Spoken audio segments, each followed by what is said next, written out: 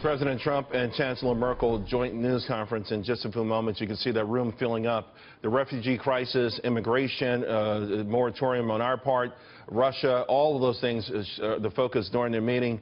To former Chief of Staff for U.S. Customs and Border Protection under George W. Bush, Tad Bingel, Red Alerts Politics out of Ron Meyer, and Fox News correspondent Gabrielle. Let me go to you, Ron, on this. Not necessarily a friendly relationship, although we're close allies as nations. What do you think happened, and how do you see this press conference going? Well, I think that's kind of the understatement of the year. Yeah. Not exactly close friends. I mean, Donald Trump and Angela Merkel have both taken shots at each other, especially throughout Donald Trump's campaign.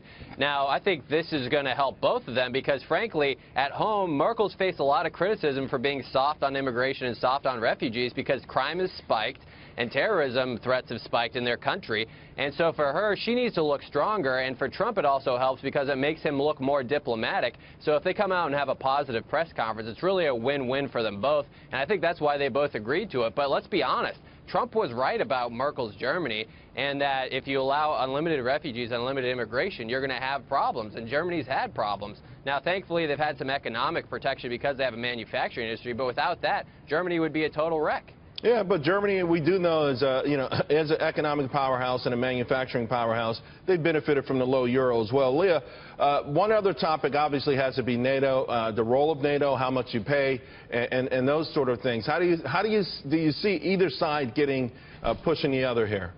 Well, I think that both sides are going to be pushing each other here. I think this will be a cooperative meeting. I think it's a positive thing. Germany is one of our strongest allies and most important allies.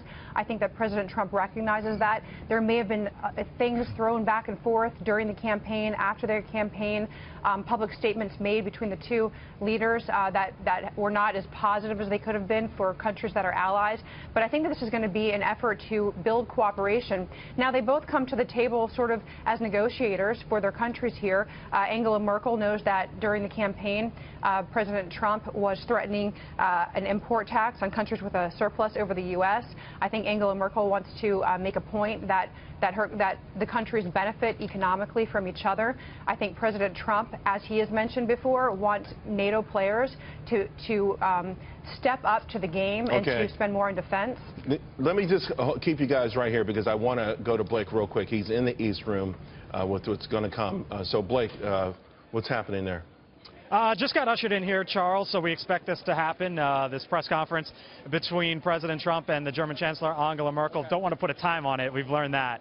But in the upcoming moments, the German Chancellor has been here at the White House since about 11:30 this morning, and it will be a busy afternoon between these two leaders. There was already a meeting dealing with vocational training skills and trying to develop those within the two nations. Top CEOs from both Germany and America in that meeting, but then there is also going to be a working lunch between these two leaders and also a bilateral meeting. So the German Chancellor will be here at the White House for several hours. As for what we expect to come about at this press conference, issues potentially dealing between the two nations, obviously, but also the big ones being here domestically, as we expect President Trump to be potentially asked about wiretapping allegations, about his travel ban, and other topics, whatever might come up, as this will be another one of those scenarios where there will be questions from American media, German media as well, Charles. All right, thank you very much. I want to go back to the panel. Thad, that travel moratorium, 90 days, has been rejected by several courts. In America, it seems like to most people, this is what we asked Donald Trump to do, why he was elected to the office. But Germany, of course, has a major opinion on this. How do you see that impacting our relationship? Well, Germany has had historically a different opinion than us on refugees or admissibility of many throughout the world to Germany, and they rely heavily in their economy on some of those workers. But I think they're having second thoughts, as we heard from previous guests in the last hour. Germany has maybe been ground zero outside of maybe Belgium and France for encountering the problems that come with potentially admitting folks from the Middle East, in particular those with terrorist tendencies. And they're not all recent refugees from Syria. We know some of the plots that have been disrupted in Germany were from nationals of many countries. So they're going to disagree with us, Germany is, the Chancellor and the President, on what is the appropriate balance. But I think the trend has been that Germany's actually coming to look at things maybe a little more our way, and I hope that'll come out of these meetings, that there will be some agreement. You know, even with the Dutch election results, the incumbent party moved to the right over that election process, and that was underreported in the media. So to your point, all of Europe is moving away from that open arms sort of way they were just 5 or 10 years ago. Ron, there were a lot of CEOs in the room with the President and the Chancellor. And when I look at these names like Andrew Liveris, who's really become really tight with President Trump, the majority of his business comes from outside of this country. Mark Benioff, from Salesforce.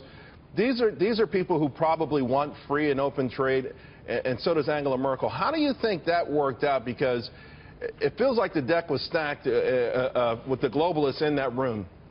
Well, you can look at it that way. You can look at it as a form of negotiation, saying Donald Trump saying, you know, we'll continue bringing these guys in and allowing you to have free and open trade if you pay your share of NATO, right? And so he's a negotiator. He brought those CEOs in the room to say, listen, this is what we offer you. Yes, we benefit, but you also benefit from what we provide, and that's what free trade does. But listen, we can't keep paying for your defense budget. And so if you want me to keep free and open trade and want to keep benefiting from this and keep having both of us benefit, let's get this NATO deal done. That's my best guess. And he also, I think, wants to promote the relationship, have a good, positive meeting, and bringing in people who are engaged in global business, I think, is a way to bridge the gap. Him being a businessman, Trump being a businessman, and Merkel benefiting from this commerce, and her country benefiting from this, I think is a smart move. You know, and to Leah's point, of course, since they have a surplus with us, maybe they open their markets up a little bit more.